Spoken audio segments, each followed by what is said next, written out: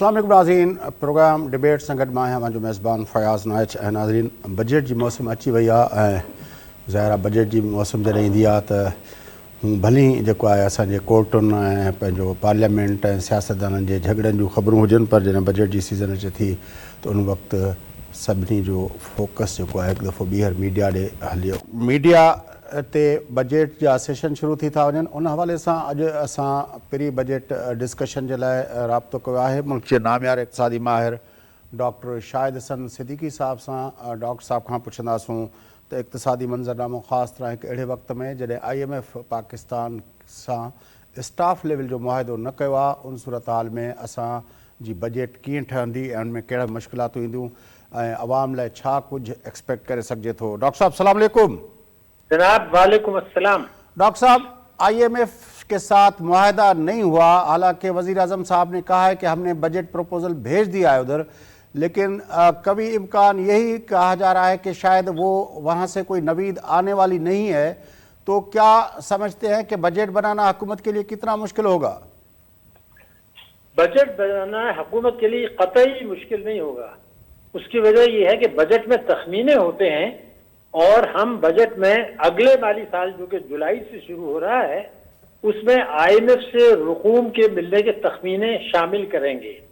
वैसे मेरी ज़ाती राय ये है कि हमें शायद IMF से जून से पहले एक किस्त मिल जाएगी और बाकी जो किस्त नहीं है वो हम IMF को शुक्रिया के साथ वापस कर देंगे कि जनाब हमें मजीद रकम नहीं चाहिए, लेकिन एक किस्त वो हम लेंगे जो 9th रिव्यू के तहत हम पूरी कर चुके हैं।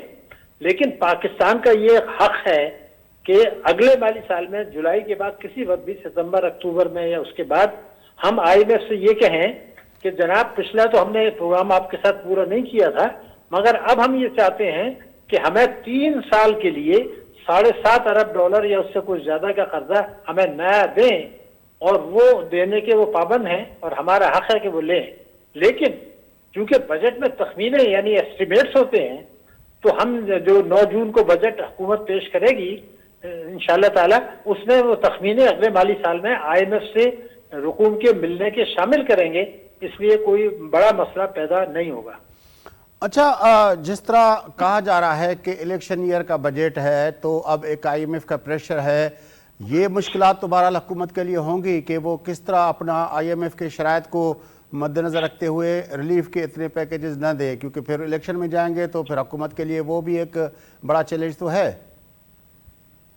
देखिए, पहली बात तो ये है कि मेरी ज़ाती ख्याल ये है कि अगला जब भी इलेक्शन होगा वो इलेक्शन होगा नफरत की बुनियादों पर और इल्ज़ाम तराशी की बुनियादों पर।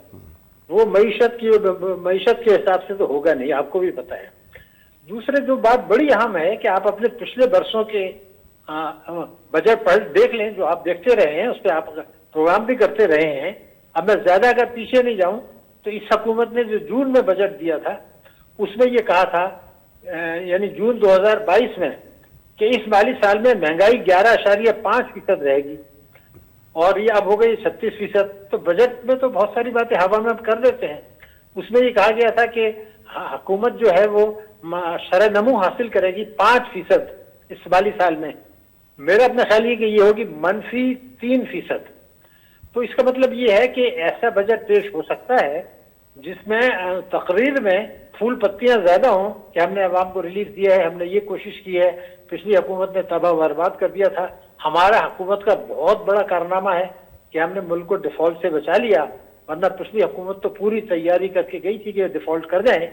अब ये कामयाबी हमने अवाम के ताउन से हासिल कर ली है।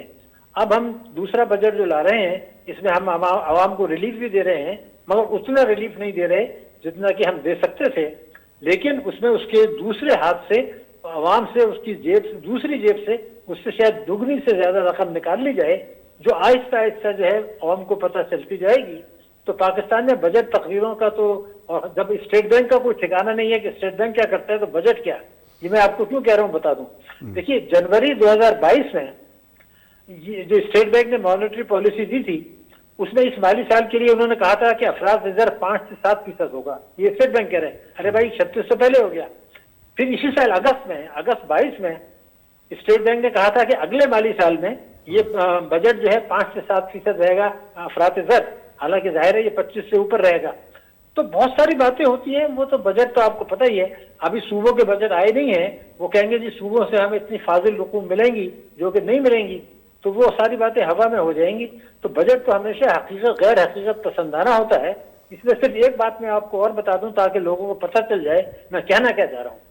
مفتاح اسماعیل نے جو بجٹ پیش کیا تھا, جس کو پارلیمنٹ نے پاس کیا ہے جون 2022 میں, اس میں یہ کہا تھا کہ ہم ٹیکسوں کی جو چوری ہو رہی ہے اس کو روک کے 3000 ارب روپے کی چوری روک کے اضافی آمدنی حاصل کریں گے. ہم نے دیکھا کہ انہوں نے عوام پہ 170 ارب کے ٹیکس لگائے, جی ایس ٹی 17 سے 18% کر دیا, پیٹرول کے نرخ بڑھائے, بجلی کے نرخ بڑھائے, گیس کے نرخ بڑھائے, اور ٹیکس کی چوری بڑھ گئی. لیکن کامیابی کے دعوے وہ پھر بھی کر رہے ہیں. تو پاکستان میں تو یہ کھیل چل رہا ہے, اور پاکستان میں بدقسمتی سے جو میڈیا ہے وہ اس کی زیادہ تر دلچسپی یہ ہے کہ آج سیاستدان انہوں نے کیا کہا ہے, کل کیا ہونے والا ہے, کل کورٹ میں پیشی ہوگی تو وہ صاحب جو ہیں جنہوں پیش ہونا ہے وہ گاڑی سے نکل کے گاڑی میں بیٹھنے کے لیے تیار ہیں. یہ خبریں آتی رہتی ہیں. تو کب آپ بات کرتے ہیں کہ معیشت کدھر جا رہی ہے, تو ہوا میں بہت ساری باتیں بجٹ میں ہوں گی جو پھر کر لیں گے.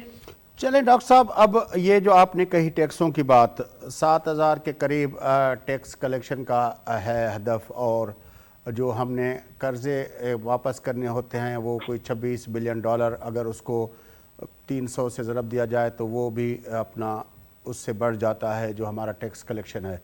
تو پھر ہم چلیں گے کیسے؟ یعنی جو ڈیٹ سروسنگ کے لیے جو ہم پیسے دینے ہوتے ہیں سال میں, اتنا ہی ہم اس سے بھی کم جو ہے وہ ہمارا ریونیو کلیکشن ہوتا ہے. تو پھر یہ چلے گا کیسے, کہاں تک چلے گا یہ سسٹم؟ فیاض صاحب, آپ مجھ سے اتنے مشکل سوال نہ کریں کہ میں بھاگ جاؤں. سر آپ سے نہیں کریں گے تو کس سے؟ ہمارے یہاں جو تماشا ہو رہا ہے وہ آپ کو بھی پتہ ہے, مجھے بھی پتہ ہے. میں اب یہ سمجھتا ہوں کہ آپ پچھلے برسوں کے جو بجٹ دیکھ لیں, اور جو ناکامیاں ہوئیں, تباہ کاریاں ہوئیں, اس کے باوجود پچھلی حکومت بھی اور موجودہ حکومت بھی کامیابی کے دعوے تو کر رہی ہے. اب آپ نے بالکل صحیح بات کر لی کہ چلے گا کیسے. ارے بھائی, چلنے کے تو بہت سارے طریقے ہیں.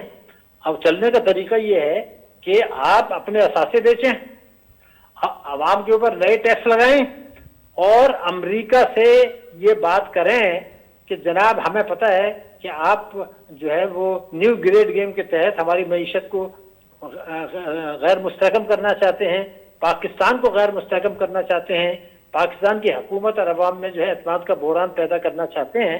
تو مہربانی کر کے ہم آپ کی شرائط آہستہ آہستہ ماننے کے لیے تیار ہیں, تو آپ ہماری مدد کریں. تو پہلی تو بات آپ کو میں یہ بتا دوں, ڈیفالٹ کی جو آج میں پوری ذمہ داری سے کہہ رہا ہوں, پاکستان ڈیفالٹ اس وقت کرے گا جب حکومت پاکستان خود اس کے لیے تیار ہوگی. اگر حکومت پاکستان تیار نہیں ہے تو ہمارے پاس بہت سے راستے ہیں جو ہے وہ بچنے کے لیے ڈیفالٹ سے. ایک بات. دوسری بات یہ تھی کہ پاکستان میں جو کچھ ہو رہا ہے, کئی خاص طور سے اپنے پچھلے 10 برسوں میں دیکھ لیں یا 9/11 کے بعد دیکھ لیں, ایک ہوتی ہے ملکی اشرافیہ. ملکی اشرافیہ میں آپ دیکھیے پارلیمنٹ ہے, صوبائی اسمبلی کے ممبران ہیں, سیاستدان ہیں, سول اور ملٹری بیوروکریسی ہے, تاجر ہیں, صنعت کار ہیں, علماء ہیں, مفتی ہیں, اس کے بعد جو ہے آپ کی اعلیٰ عدالتیں ہیں, اسلامی نظریاتی کونسل ہے, شریعت کورٹس ہیں, دانشور ہیں, پروفیشنلز ہیں. ان کا ایک گٹھ جوڑ ہے, اور وہ گٹھ جوڑ یہ ہے کہ عوام پر بوجھ ڈالا جائے, غربت بڑھائی جائے, بے روزگاری بڑھائی جائے, اور طاقتور طبقوں کو مراعات دی جائے, اور لوٹی ہوئی دولت کو وہاں ایک پیسہ قومی خزانے میں جمع کرائے بغیر باہر لے جانے کا یہ سہولت قانوناً فراہم کی جائے, جو کی جا رہی ہے. ایک تو یہ چیز ہے. تو اگر یہ طے کر لیا ہے قوم نے, اور ایک ہے بیرونی اشرافیہ جس میں امریکہ اور IMF اور FATF وغیرہ ہیں, ان دونوں اشرافیہ کا آپس میں گٹھ جوڑ ہے.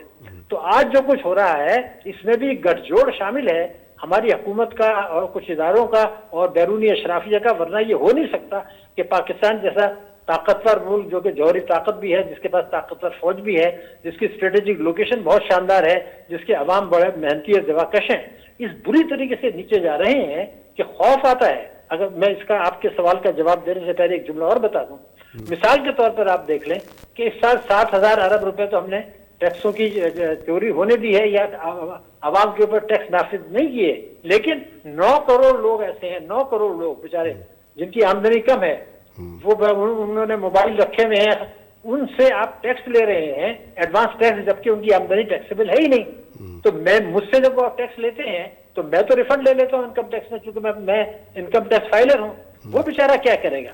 تو 9 کروڑ لوگوں سے تو آپ نے یہ کر لیا. پھر 2 کروڑ لوگ ایسے ہیں، خواتین ہیں جن کی آمدنی کم ہے، وہ بینکوں میں 15-20 لاکھ روپے رکھتے ہیں، اس پہ جو منافع ملتا ہے 6 لاکھ سے کم ہے، اور وہ فائلر نہیں ہے، ظاہر نہیں ہے، اس سے 30% ٹیکس لیتے ہیں.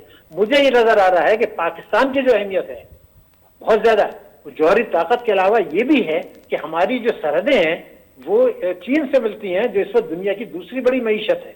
ہماری سرحدیں جو افغانستان سے ملتی ہیں، جس کی بہت زیادہ اہمیت ہے ڈیفنس کے لحاظ سے، سرمایہ کاری کے لحاظ سے.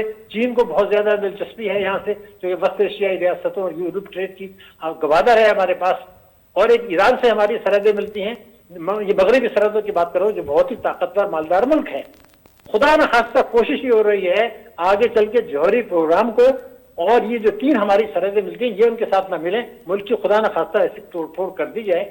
یہ شواہد نظر آ رہے ہیں کہ اس طرح کی تیاری ہو رہی ہے تاکہ ہماری سرحدیں صرف جو ہے وہ بھارت کے ساتھ ملیں. اور بھارت آپ کو پتہ ہی ہے کہ اس وقت دنیا کی 5ویں بڑی معیشت ہے، تو ہمارا کیا حال ہوگا؟ تو ہماری اہمیت جو کچھ ہے وہ اسٹریٹجک لوکیشن سے ہے، جوہری طاقت سے ہے پاکستان کے، اور ہماری طاقتور افواج کی سے ہے. اب اگر اس کو کمزور کر دیتے ہیں تو پھر پاکستان ایک ایسے ہی عام ملک بن جائے گا جس کی کوئی اہمیت نہیں ہے. تو آج جو کچھ سازش ہو رہی ہے وہ میں کیوں کہہ رہا ہوں، پچھلے 5 سال میں ہمارے ملا کے جو شرح نمو ہے وہ ہے 2.2% سالانہ، جو کہ پاکستان کی تاریخ میں بدترین ہے. اس سال جون کو جو سال ختم ہو رہا ہے اس میں یہ ہوگی -3%. اور اب ہماری مہنگائی جو ہے 36.4 ہے. بھارت کے اندر اس وقت جو ہے مہنگائی 6 ہے، بنگلہ دیش میں 9 ہے، ہماری 36 ہے. بنگلہ دیش اور بھارت میں گروتھ ریٹ جو ہے معیشت کا 6% کے قریب ہے، ہمارا -3 ہے. ہم جا کدھر رہے ہیں؟ ایک اور اب تماشا شروع ہو گیا ہے، سرمایہ کا فرار بہت زیادہ بڑھ رہا ہے. اور ایک اور جو چیز ہو رہی ہے وہ یہ ہو رہی ہے کہ ہم نے اب برآمدات میں دلچسپی لینا چھوڑ دی ہے. اب کیا ہوا کہ پچھلے جو 10 مہینے گزرے ہیں، میں بہت اہم بات بتا رہا ہوں، یہ بہت سارے آپ کے سوالوں کا جواب ہے. پچھلے 10 مہینے میں ہم نے 18 ارب ڈالر کی امپورٹس کم کر دی، 15 ارب ڈالر کی ہم نے جو ہے تجارتی خسارہ کم کر دیا، 10 ارب ڈالر کا ہم نے کرنٹ اکاؤنٹ ڈیفیسٹ کم کر دیا. لیکن روپے کی قدر ہماری 200 سے 285 پر آ گئی، گری. لیکن کھلی منڈی میں یہ 315 310 چل رہی ہے. تو اس کا مطلب یہ ہے کہ یہ خدشہ ہے کہ جی آپ کا تو 15-20 25 روپے کا فرق ہے کھلی منڈی میں، تو وہ آگے چل کے دھچکا لگایا جا سکتا ہے. اس صورتحال میں اگر یہ، اور ہم الیکشن کی بات کر رہے ہیں، اس میں کوئی اصلاح کی بات نہیں کر رہے، تو جب میرے ملک کی معیشت تباہ ہے تو الیکشن کے بعد جو بھی پارٹی آئے گی، باقی تو دوسری پارٹیاں تو مانیں گے نہیں. کیا آپ کے خیال سے وہ اصلاح کرنے کی پوزیشن میں ہوں گے؟ نہیں ہوں گے.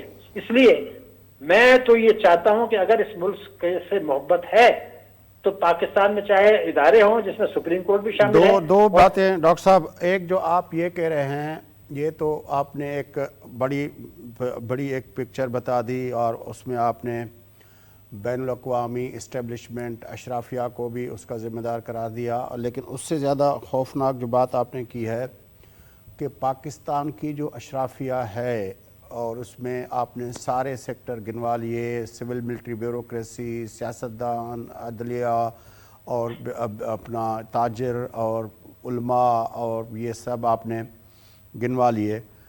اب آپ کے خیال میں یہ جو منظرنامہ ہے، جب پوری اشرافیہ اس بات پہ تلی ہوئی ہے کہ ملک کے اندر بہتری کے لیے کچھ ایفرٹ نہیں کرنے، سب نے نوچ کے کھانا ہے، تو پھر بہتری کی امید آپ کیسے بتا رہے ہیں کہ ہماری اسٹریٹجک لوکیشن اور یہ سب اس سے کیا ہوگا؟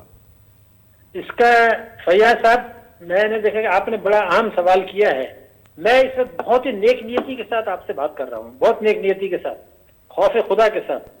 اس وقت پاکستانی قوم کے پاس، قوم سے مطلب یہ ہے کہ عوام بھی، ادارے بھی، اور سب ملا کے ممبران پارلیمنٹ بھی، کہ یا تو یہ فیصلہ کر لیں ہم نے خودکشی کرنی ہے، اجتماعی خودکشی کرنی ہے، وہ تو کر لیں، وہ تو راستہ کھلا ہے، اس کو کوئی روک نہیں سکتا.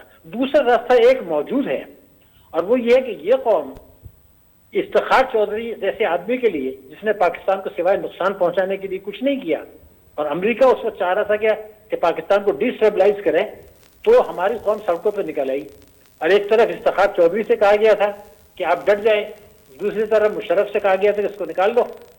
یہ پاکستان کو ڈی اسٹیبلائز کیا گیا تھا، لیکن قوم نکلی اور اس کو واپس لے آئے، لیکن پاکستان کو ڈی اسٹیبلائز کر دیا. آج پھر وہی دور ہے، پاکستان کو اس کی ریاست کو، اس کی معیشت کو غیر مستحکم کیا جا رہا ہے. تو اگر ہمارا میڈیا یہ ذمہ داری قبول کرے کہ عوام کو یہ بتایا جائے کہ جناب یہ صورتحال ہے، یا تو خودکشی کر لیں یا اصلاحات کو قانونی شکل دے دیں.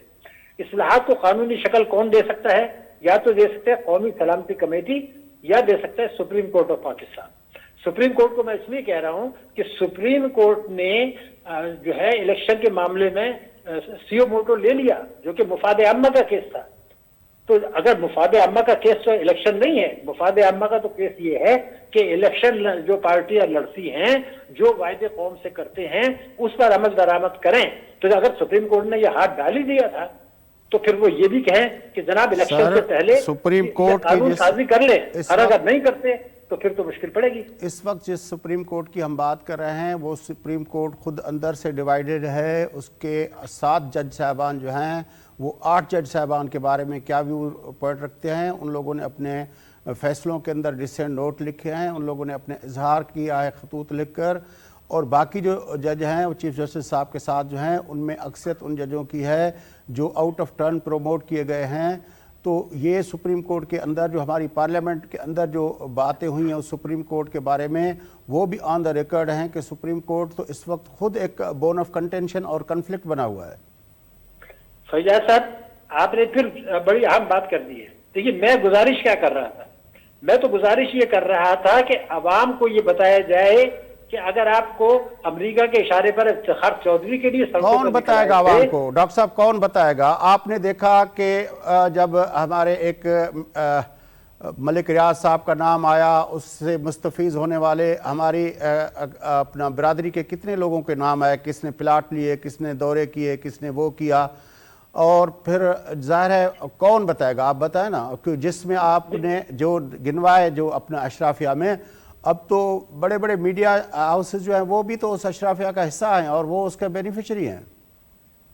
آپ صحیح فرما رہے. میں آپ سے صرف یہ کہنا چاہتا ہوں کہ کیا یہ ہمارا حق نہیں تھا کہ ہم سپریم کورٹ آف پاکستان سے یہ کہیں کہ جناب یہ جھگڑا تو چلتا رہے گا، 190 ملین پاؤنڈ آپ نے کس خوشی میں جو ہے وہاں اس میں رکھ دیا، اس پیسے کو حکومت کو واپس کر دے. اس لیے کہ یہ دیکھیے، سپریم کورٹ کے جج صاحبان ہوں یا فوج ہو یا آپ ہو یا ہم ہوں، تو ٹھیک ہے کچھ غلطیاں ہو سکتی ہیں، لیکن پاکستان دشمن تو کوئی نہیں ہے نا. تو اگر یہ مطالبہ کھل کے سامنے لایا جائے کہ 190 پاؤنڈ کا القادر کو ٹرسٹ کو تو بھول جائے آپ. میں تو چاہتا ہوں پہلے تو 190 ملین پاؤنڈ واپس کر دیے جائے قومی خزانے کو، تاکہ عوام کا خرچ نمبر 1 چباتی ہے. دوسری بات یہ تھی کہ ہمارا آپ بھی ایکٹیوسٹ نہیں ہے، میں بھی ایکٹیوسٹ نہیں ہوں. ہمارا کام یہ ہوتا ہے کہ، اور آپ کا بھی یہ کام ہے کہ قوم کو ہم صحیح صورتحال بتا دیں. اس کے بعد اگر نہیں کرتے تو پھر اللہ تعالیٰ جو ہے وہ اپنا فیصلہ کرے گا. کیونکہ اللہ تعالیٰ نے جو ہے آپ کو قرآن کی آیت بتا دو، الرعد میں اللہ تعالیٰ یہ فرماتا ہے کہ اللہ تعالیٰ اس قوم کی حالت نہیں بدلتا جو اپنی حالت نہیں بدلنا. یعنی قوم سے مطلب حکومت نہیں ہے، سپریم کورٹ نہیں ہے، قوم سے مطلب پوری قوم عوام ہے. اب دیکھیں میں یہ چاہ رہا تھا کہ بات پوری کر لوں. جی سر. تو میں یہ چاہتا ہوں کہ ہمارا مطالبہ یہ ہونا چاہیے کہ الیکشن سے پہلے یہ قانون سازی کر لی جائے، چاہے سپریم کورٹ کو مجبور کیا جائے یا قومی سلامتی کمیٹی کو مجبور کیا جائے، جس میں حکومت کے علاوہ تینوں افواج کے نمائندے ہیں، کہ آپ نے یہ قانون سازی کرانی ہے الیکشن سے پہلے، ورنہ کوئی الیکشن نہیں ہوں گے. اور وہ یہ ہے کہ وفاق اور صوبے ہر قسم کی آمدنی پر ٹیکس لگائیں گے. بے نظیر شہید نے کہا تھا کہ میں 1 گلاس پانی پہ بھی ٹیکس لگایا جائے گا. سر مطلب یہ تھا کہ آمدنی قانون تو بنائے نا. میں بات پوری کر لوں. دوسرا ایک اور یہ ہے کہ ہر وہ آدمی جو کھڑا ہوتا ہے الیکشن میں، وہ اس نے ماضی میں جو قرضے معاف کرائے ہیں، اس نے ماضی میں جو ٹیکس ایمنسٹی لی ہے، اس کو بمائے سود مارک اپ واپس کرے، ورنہ کوئی الیکشن نہیں ہوگا. تو اگر یہ چیزیں نہیں کرتے ہیں تو پھر تو میں نے آپ سے کہا کہ خودکشی کا راستہ کھلا ہے. اور اللہ تعالیٰ کی جو قرآن میں آیت ہے سورہ الرعد میں، وہ میں نے آپ کو بتا دی. اب قوم کو آپ ایجوکیٹ کریں، نہیں ہوتا تو آپ اپنا فرض پورا کریں. حی علی الصلاۃ. مسجد میں کوئی نماز پڑھنے آئے یا نہیں آئے، اگر 3 آدمی مسجد میں، گاؤں کی مسجد میں نماز پڑھنے آ رہے ہیں 10 سال سے، تو آزاد تو پھر بھی دیں گے نا. آپ نے اپنے انٹروڈکٹری ریمارکس میں کہہ دیا تھا کہ یہ جو ہے اشرافیہ یہ لوگوں سے کے اوپر بوجھ ڈال کے خود وہ سبسڈیز کے نام پہ اور اس کے نام پہ لے کے وہ اس کو لے جاتی ہے. قانون اگر بنانے کی بات ہے تو آپ بتائیں نا کہ ہم نے اس وقت جو جس ایک سیکٹر کو لے لیں. میں ابھی دیکھ رہا تھا ایک رپورٹ جو ہے اپنا اسٹیٹ آف انڈسٹری رپورٹ جو ہر سال نکلتی ہے، جس میں ہماری بجلی کے حوالے سے، الیکٹرسٹی کے حوالے سے بتایا جاتا ہے، ہمارے پاس 43,000 سے زیادہ میگا واٹ کی انسٹالڈ کیپیسٹی ہے، اور ہماری جو پیک سیزن میں ہماری ڈیمانڈ ہوتی ہے وہ 28,000 میگا واٹ کے سے کچھ زیادہ ہوتی ہے۔ ہم وہ نہیں کر پاتے۔ ایفیشینٹ پلانٹ جو ہوتے ہیں وہ ہمارے بند ہوتے ہیں، ان ایفیشینٹ پلانٹ جو ہوتے ہیں جہاں پہ مہنگی بجلی پیدا ہوتی ہے وہ چل رہے ہوتے ہیں ہمارے۔ تو ہم جب اس میں آپ دیکھیں، میں رپورٹ پڑھ کے میں تو بہت میرے رونگٹے کھڑے ہو گئے کہ وہاں پہ ہم نے یہ کیا، فلاں جگہ پہ 100 ارب کا نقصان، فلاں جگہ پہ 50 ارب کا نقصان، اور فلاں جگہ پہ ہم نے جو ہے وہ ٹیک اور پے کا جو اصول ہے کہ بھئی آپ لیں نہ لیں بجلی لیکن آپ کو پے کرنا پڑے گا۔ کہیں پہ ہم پیسے اپنا فیول نہیں پہنچا سکے، وہ بھی ٹھیکہ ہم نے لے رکھا ہے کہ آئی پی پیز کو فیول پہنچائیں گے، نہیں پہنچا سکے، بجلی پیدا نہیں ہوئی لیکن اس کی انسٹال کیپیسٹی کے مطابق پیسے دیں گے ہم۔ تو میں نے وہ پڑھ کے میں تو حیران رہ گیا کہ یہ صرف ایک سیکٹر کے بارے میں آفیشیل رپورٹ ہے، کوئی وہ اس کی بات نہیں ہے، تو پھر ہم باقی سیکٹر میں کیا ہوا ہوگا؟ فیاض صاحب، آپ کی باتوں سے میں متفق ہوں، مگر آپ مجھے اجازت دیں میں ایک جملہ آپ سے یہ کہہ دوں کہ گاؤں کی مسجد میں اذان ہوتی ہے مثال کے طور پر دن میں 5 دفعے، لیکن 3 نمازی آتے ہیں، تو کسی نے اس سے کہا کہ یار یہ 3 نمازی تو آئی جایا کریں گے، اذان دینا بند کر دو۔ تو قدرت نے مجھے اجازت نہیں دی ہے کہ آپ 5 وقت اذان دیں، کوئی آئے یا نہیں آئے، آپ اپنی ذمہ داری پوری کریں اسلامی جمہوریہ پاکستان کے لیے، اس ملک کے لیے جو 27 رمضان کو بنا تھا۔ اپنی ذمہ داری پوری کریں، باقی اللہ تعالیٰ کے اوپر چھوڑ دیں، اپنی پوری کوشش کریں۔ اگر نہیں کیا تو آپ کے اوپر آپ کو جواب دینا پڑے گا اور آپ کے اوپر ذمہ داری آئے گی۔ اب بدقسمتی یہ ہے کہ ہم لوگ، جیسے میں ایک مثال دے رہا تھا ابھی، آپ نے انرجی کی دی، اب میں آپ کو دے دوں کہ جو یہ سود کا خاتمے والی بات ہے، اس میں شریعت کورٹ کا ایک فیصلہ آیا جس میں سودی نظام کو تقویت دی گئی تھی، اور سودی نظام کو جو ہے مستقل پاکستان میں رکھنے کے لیے کے طریقے بتائے گئے تھے، اور پاکستان کی حکومت، پاکستان کا اسٹیٹ بینک، پاکستان کے بیشتر علماء، مفتی، اسلامی نظریاتی کونسل سب یہ کہتے رہے کہ اس سے اچھا جو ہے وہ فیصلہ نہیں ہو سکتا۔ حکومت نے بھی کہا، بزنس کمیونٹی بھی نے کہا، حالانکہ اس میں سودی نظام کو تقویت پہنچائی گئی ہے۔ لیکن میں اس پہ لکھتا رہا، بہت کچھ لکھا، بدقسمتی سے اسلامی نظریاتی کونسل کے جو چیئرمین صاحب تھے وہ میرے ساتھ ایک پروگرام میں آ گئے، وہ ریکارڈ کا حصہ بن گیا۔ اس سے پہلے اسلامی نظریاتی کونسل نے یہ کہا تھا کہ ہم اس کی مکمل حمایت کرتے ہیں، یہ جو فیصلہ آیا ہے یہ بہت شاندار ہے، یہ اسلام کے مطابق ہے۔ اب دیکھیں، اب میں ایک اور طرف آپ کو لے جاتا ہوں۔ نہیں تو جملہ تو پورا کر لو نا۔ جی سر پلیز۔ اسلامی نظریاتی کونسل کے چیئرمین نے یہ کہا کہ وہ میری باتوں سے متفق ہیں، اور جب تک میرے تحفظات کو دور نہیں کرتے وہ جو ہے وہ اسلامی بینکاری کا کام آگے نہیں بڑھ سکتا۔ وہ ریکارڈ پہ کہہ گیا ٹی وی پہ لائیو پروگرام میں۔ لیکن اسلامی نظریاتی کونسل کو میں خط لکھ رہا ہوں کہ جی آپ حکومت کو یہ بات بتائیے تو نہیں کر رہے، تو ہم مسجد کے معاملے میں اگر خیانت کر رہے ہیں تو پھر رہ کیا گیا جناب؟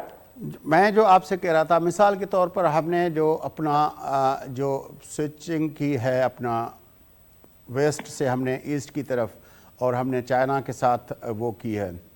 اب چائنا کے ساتھ ہم نے جو سی پیک کے ایگریمنٹس کیے ہیں، اب ظاہر ہے ہر کوئی اپنی طرف کھینچتا ہے ایگریمنٹ کے شرائط کو۔ اب ساہیوال کا پروجیکٹ جو تھا ہم نے وہاں پہ ہم نے اپنا لائبور پلس 4.5 پہ ہم نے قرضے لیے، اور ریٹ آف ریٹرن پہ جو اپنا وہ جو اپنا ایکویٹی پہ جو ریٹ آف ریٹرن اشور کیا وہ 27% سے زیادہ کا کیا۔ اب آپ مجھے بتائیں، اتنے بڑے مہنگے معاہدے ہم نے کیے، پھر تھرکول میں ہم نے کیا کیا، وہاں پہ 34.5 کا ریٹ آف ریٹرن اشور کیا، اور پھر اس کے ساتھ کیا کیا کہ گورنمنٹ کی ساورنٹی کے باوجود بھی ہم نے ان کو کہا کہ لائبور پلس 4.5 آپ کو قرض آپ لے گے، اور پھر اس کے باوجود بھی ہم 7% انشورنس کا بھی ان کو دے گی، یعنی پہلے سال میں وہ 6 کچھ بنتا ہے، یعنی پہلے سال میں ان کو اپنا وہ جو ان کی جو ڈیولپمنٹ بینک ہے اس کو ہم پے کر رہے ہوں گے لون، تو 13% اس کو دے رہے ہوں گے۔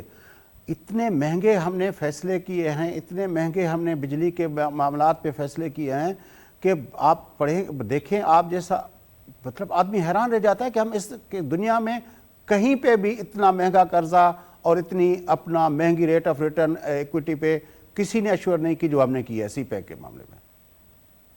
फैयाज साहब, आपने जो बातें की हैं वो हकीकत पसंदाना है, मगर मैं आपको बताऊं कि पिछले साल तक ये बात बहुत जोर शोर से की जा रही थी कि हम चाइना से ये कहेंगे कि आप जो है इन पर नजर ثانی करें ताकि ये हमारे लिए खसारे का सौदा है। लेकिन बदकिस्मती ये हुई कि एक साजिश के तहत पाकिस्तान की मईशत को तबाह बर्बाद कर दिया गया और हम ये चाइना से ये कहने के बजाय हम इस लगता जी आप हमें पैसा दें, और उन्होंने देना शुरू कर दिया। आज भी तकरीबन 25-30 अरब डॉलर के कर्जे 30 अरब डॉलर के चाइना ने हमें दिए हुए हैं मजमूई तौर पर पैसे, जबकि आपके टोटल का है 125 अरब के करीब है। तो आप अगर वो शायद ये नहीं देते तो आप डिफॉल्ट कर चुके होते।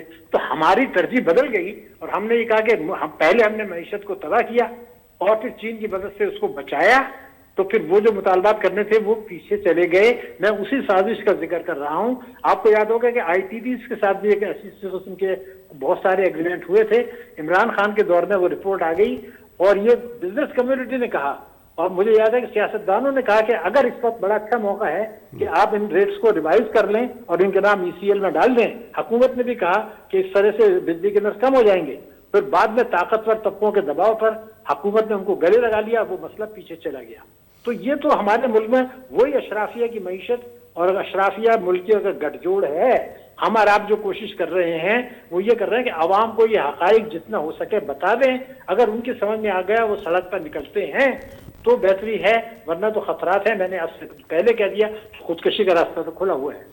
लेकिन जब बिजली इतनी महंगी होगी तो आपकी सनत कैसे तरक्की करेगी? अगर आपकी सनत तरक्की नहीं करेगी तो आपकी एक्सपोर्ट कैसे तरक्की करेगी? एक्सपोर्ट का और ज़रिया जो है वो आप सर्विस सेक्टर के अंदर है कि आपके पास अगर वो हो अपना कोई अच्छे तालीमी इदारे हों तो आप शायद सर्विसेज बेच रहे हों, उसके से आपको वो भी हमारे पास नहीं है। तो हम क्या एक्सपोर्ट करेंगे, किस तरह हम आगे ले जाएंगे? क्योंकि हमारा जो है एग्रीकल्चर की प्रोडक्शन भी बहुत ही जो दुनिया के एग्रीकल्चर कंट्रीज़ हैं उसमें लोवेस्ट है पर एकड़ यील्ड। वहाँ पे भी हम रिसर्च नहीं कर रहे। हम अपनी सनतों के बारे में भी वो नहीं है, उनको बिजली नहीं पहुँचा पा रहे, उनको गैस नहीं पहुँचा पा रहे, उनको बाकी एनर्जी के सोर्स नहीं पहुँचा पा रहे। तो हमारी तरक्की का रास्ता खुलेगा कैसे डॉक्टर साहब? नहीं तो हम चाहते हैं क्या तरक्की करना? हम क्या एक्सपोर्ट बढ़ाना चाहते हैं आपके साथ? अभी देखिए 10 दिन पहले वज़ारत खजाना की एक रिपोर्ट आई है कि पिछले वर्षों में एक्सपोर्टर्स ने 1500 अरब रुपए मुनाफा कमाया, 1500 अरब रुपए। लेकिन अगर मैं आपको ये बता दूं कि जो हमारी बरामदात 2014 में थी उससे थोड़ी सी ज्यादा 2023 में है। उस वक्त जो थी 25 अरब थी, अब शायद 27 अरब हो जाएंगी। इस दौरान में दूसरे मुल्कों की 50-60 अरब डॉलर का इजाफा हो गया, दुगनी हो गई। तो क्या आप बरामदात को बढ़ाना चाहते हैं? मैं आपको साबित कर सकता हूं कि हुकूमत बरामदात बढ़ाने में दिलचस्पी नहीं रखती। उसकी वजह यह है कि हमने तो खाली तवानाई का नहीं है, हमारे इनडायरेक्ट टैक्सेस भी है, हमारा पेट्रोलियम लेवी भी है, हमारा टैक्सों की बजट खसारा भी है। हमारा खेल ये है, मैं आपको एक फिगर देता हूं, पाकिस्तानी कौम इससे सोच ले कि क्या हम बरामदात बढ़ाना चाहते हैं? जवाब होगा नहीं। पहले मैं आपको बताऊं कि 2014 में 25 अरब डॉलर हमारी बरामदात थी। उस वक्त डॉलर 198 रुपीज का था, यानी 100 रुपए का। आज 285 का है और कई हजार अरब रुपए के उनको कंसेशन मिल गए। बरामदात आपकी जो है ना 27 अरब डॉलर है, उस वक्त 25 अरब डॉलर थी। ये तमाशा चल रहा है। लेकिन एक फिगर दूंगा, इसको आप जरूर किसी वक्त भी रिपीट करिएगा और कहे हुकूमत से पूछ लीजिएगा जब उनका कोई याद नहीं आए। अगर 100 डॉलर की GDP है, 100 डॉलर की GDP, तो भारत जो है 21 डॉलर को एक्सपोर्ट करता है, यानी 21%। अगर 100 डॉलर की GDP है तो पाकिस्तान 9 डॉलर करता है, यानी भारत एक्सपोर्ट में हमसे 2.5 गुना आगे। लेकिन जब तरसीलात यानी रेमिटेंसेस, जिसमें जाली रेमिटेंसेस शामिल है, उसकी बात करें तो भारत 100 डॉलर की GDP पर भारत करता है 2.8, यानी 3 डॉलर की रेमिटेंस आ रही है भारत में और हमारी आ रही है 9 डॉलर। यानी रेमिटेंसेस में हम इनसे 3 गुना आगे, बरामदात में वो हमसे 3 गुना आगे। क्यों? क्योंकि हम अब जो है वो दूध में पानी नहीं मिलाते, पानी में थोड़ा दूध डाल रहे हैं। हमें दिलचस्पी नहीं है, इसलिए कि रेमिटेंसेस वो चीज है जिसमें जाली रेमिटेंसेस आ रही हैं, हुंडी के जरिए पैसा जाता है, ये पैसा वापस आ जाता है। 1 लाख डॉलर के ऊपर जो इस किस्म की जो रेमिटेंसेस आ रही हैं, 25 लाख रुपया का टैक्सों में नुकसान होता है। वो पैसा बाहर भी चला जाता है। इनकम टैक्स ऑर्डिनेंस 111(4) मौजूद है। पिछले 4 वर्षों में 105 अरब डॉलर की रेमिटेंसेज आई, जिससे पाकिस्तान को बहुत ज्यादा नुकसान हुआ। लेकिन मैं पूछना चाहता हूँ, अगर 105 अरब डॉलर की वाकई आई होती तो वो पैसा किधर है, आप मुझे बता दीजिए। 105 अरब डॉलर को कोई 4 साल में रिफ्लेक्शन है? तो हम तो रेमिटेंसेज, जाली रेमिटेंसेज करना चाहते हैं, हम एक्सपोर्ट चाहते कब हैं? तो जब एक्सपोर्ट नहीं चाहते तो फिर आपको सनतों की भी जरूरत नहीं है। हमारा काम जो है लीपापोती की मईशत है। हमें किसने कहा है कि 5,000 वो इशरत हुआ करता था, वो 5,000 का नोट दे के चला गया? अरे भाई, आपको 500 रुपए से ज्यादा का बड़ा नोट चाहिए नहीं है, तो आप तो 5,000 1,000 के नोट बनाते इसीलिए हैं। आपका करेंसी सर्कुलेशन रखा इसलिए है कि लोग कैश ट्रांजैक्शन करें और वो इनकम टैक्स ना दें। तो आपकी सारी पॉलिसियां जो हैं वो तो यही है कि चोरों को एनकरेज करें, सरमाए का फरार करें, एक्सपोर्ट को गिराएं और अवाम के ऊपर टैक्स का बोझ डाल के बेरोजगारी बढ़ाएं, गुर्बत बढ़ाएं, महंगाई बढ़ाएं, लोगों को इलाज मुआवजा नहीं मिले, बच्चों को तालीम न दिला सकें, छोटे बच्चों को मुनासिब ग़िज़ा ना मिले ताकि कमजोर और दागर रहें और वो अपनी परेशानियों में लगे रहें और अशराफिया मजे करता रहे। तो अगर ये तमाशा चल रहा है तो हमने आवाम को नहीं बताई है ये बातें, और ये नहीं बता रहे हैं तो आवाम को एहसास भी नहीं है। वो सिर्फ जिंदाबाद के नारे लगाते हैं, घर पे बीवी को मारते हैं और बाहर जो है ना लाठियां खाते हैं जुलूसों में जाके। तो उनसे पूछो कि तुम्हारी भी तो कोई जिम्मेदारी है। सारी जिम्मेदारी जो है वो हर आदमी नहीं उठाएगा तो मुल्क ठीक नहीं होगा। हमारा काम है, आपका काम है, हय्या अला सलाह कहें। आप एक्टिविस्ट नहीं है, ना मैं हूँ। हमने हकीकत बता दी, अजान दे दी, अब 3 आदमी आए। बड़ी मेहरबानी आपकी डॉक्टर शाहिद हसन सिद्दीकी साहब। नाज़रीन, मुल्क जो इक़्तिसादी मंजरनामे थे, मुल्क जो नाम इक़्तिसादी माहिर डॉक्टर शाहिद हसन सिद्दीकी साहब जो तर्जुमा प्रोग्राम जो वक्त पूरो थे तो पंहिंजे मेज़बान फयाज़ नश खे इजाज़त सदाई कर।